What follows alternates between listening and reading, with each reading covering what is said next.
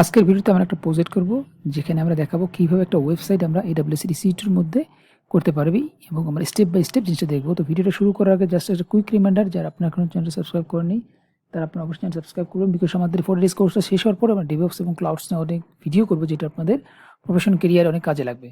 So আমাদের যে স্টেপগুলো আমি করবো সেই স্টেপগুলো আমি এখানে দিয়ে রাখছি। তো আমরা প্রথমে একটা EC2 লঞ্চ করবো, যেখান থেকে আমরা উবুন্টু ইমেজটা নিব এবং আমরা T2 মাইক্রো অথবা T3 মাইক্রো নিব। আমরা কি পেয়ার ইউজ করবো, আমরা অ্যালাউ করবো 22 এবং 80 পোর্ট, যেহেতু আমরা ওয়েবসাইট ব্রাউজ করবো এই কারণে আমাদের 80 পোর্টটা লাগবে। তো লাউন্স ইনস্ট্যান্স করবো, দেন আমরা কানেক্ট করবো সার্ভারটার মধ্যে। সার্ভারটা কানেক্ট করার পর আমরা সুডো এপিটি দিয়ে আপডেট করবো এবং আপগ্রেড করবো, দেন আমরা ইনস্টল করবো Nginx। সো আমরা ড্যাশবোর্ডে যাই, তো আমরা EC2 ড্যাশবোর্ডে আছে, তো ইনস্ট্যান্সে ক্লিক করবো। এখানে কোনো ইনস্ট্যান্স রানিং নাই, তো আমাদের যেটা ফার্স্ট করতে হবে, তো আমরা ইনস্ট্যান্স নিব, লাউন্স ইনস্ট্যান্স। তো আমরা এখানে একটা যে কোনো নাম দিতে পারি, লাইক নাম দিলাম W1।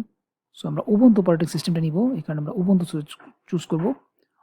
দেন আমাদের ডিফল্ট ফিচার আমাদের T3 মাইক্রো চুজ করা আছে, থাকলো। দেন আমরা একটা কিপিআর নিব। নেটওয়ার্কের মধ্যে আমাদের অলরেডি এক্সিস্টিং যে সিকিউরিটি গ্রুপ করা আছে আমরা যে কোনো একটা নিলাম। সো কনফিগার স্টোরেজ সেম থাকলো। সো আমাদের সার্ভারটা রান করে দিই। সো লাউন্স ইনস্ট্যান্স সার্ভারটা রান হয়ে যায়। তো আমি কমান্ড প্রম্পটে যে সার্ভারটা কানেক্ট করি। সো ইনস্ট্যান্স আমাদের আইপিটা হচ্ছে এটা। So SSH -i default user Ubuntu, আইপিটা এটা, সরি।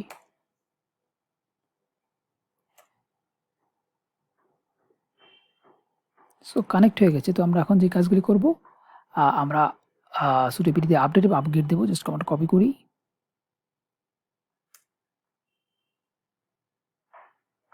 দেন আমাদের কমান্ড আছে ইঞ্জিন ইনস্টল করতে হবে। তো ইঞ্জিন ইনস্টল করার জন্য সুডো এপিটি ইনস্টল Nginx।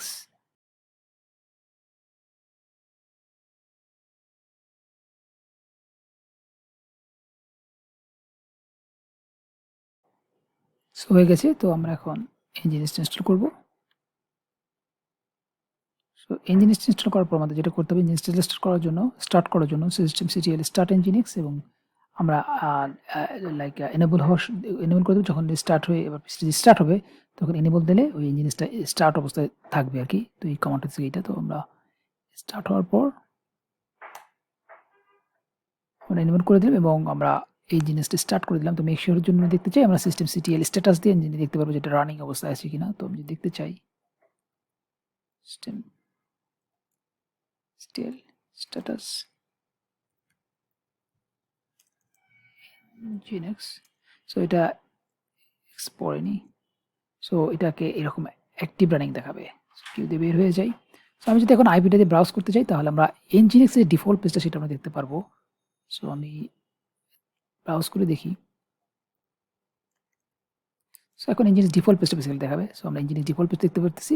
তো আমরা এখন যেটা করব, আমরা আমাদের যে নিজস্ব ওয়েবসাইটটা আছে সেইটা আমরা এই পেজটার পরিবর্তে ওখানে বসাবো। তো আমরা ব্রাউজ করে দেখলাম।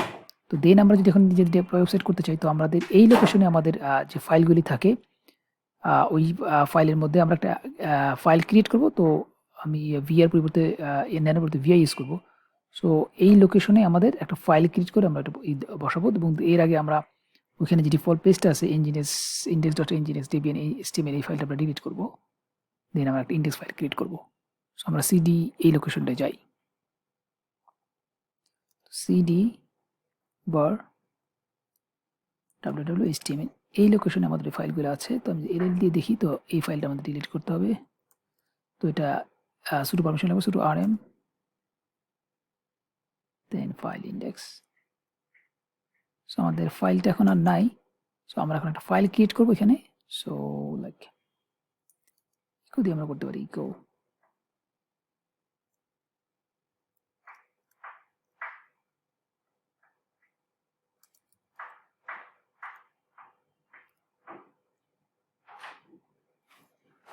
শুরু দিতে হবে যেহেতু এটা অ্যাডমিন পাওয়ার মধ্যে আছে এখানে। সো এখানে ইকো কমান্ডটা কাজ করবে না যেহেতু অ্যাডমিন পারমিশন ডিনেট করা থাকে। তো আমরা এখানে এরকম হলে আমরা sudo vi দিয়ে ফাইলটা ক্রিয়েট করি, index.html।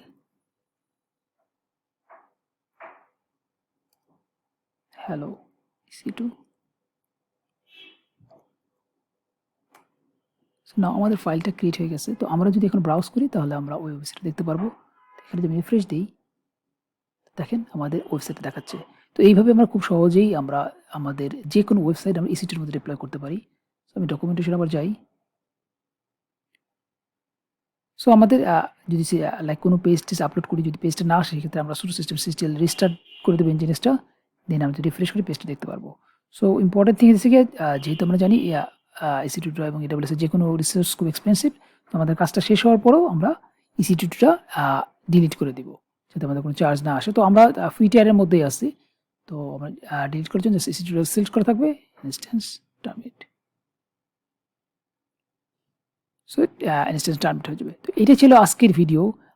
আশা করি ভিডিওটা আপনাদের ভালো লাগবে। যদি ভিডিওটা ভালো লাগে তাহলে আপনারা অবশ্যই চ্যানেলটা সাবস্ক্রাইব করবেন এবং ভিডিওটাকে লাইক করবেন। নেক্সট ভিডিওতে আমরা দেখব AWS এর EBS, যেটার মধ্যে আমরা EBS নতুন ভলিউম ক্রিয়েট করব এবং নতুন ভলিউম অ্যাড করব রানিং অবস্থায় EC2 এর মধ্যে, এবং আমরা যে EC2 রানিং আছে সেই EC2 এর মধ্যে আমরা রানিং অবস্থায় আমাদের হার্ড ডিস্কের লাইক স্পেস যদি বেশি লাগে সেক্ষেত্রে আমরা বাড়াতে পারবো। তো এই জিনিসগুলো আমরা হ্যান্ডস অন প্র্যাকটিক্যাল দেখবো। তো সে পর্যন্ত ভালো থাকেন। আল্লাহ হাফেজ।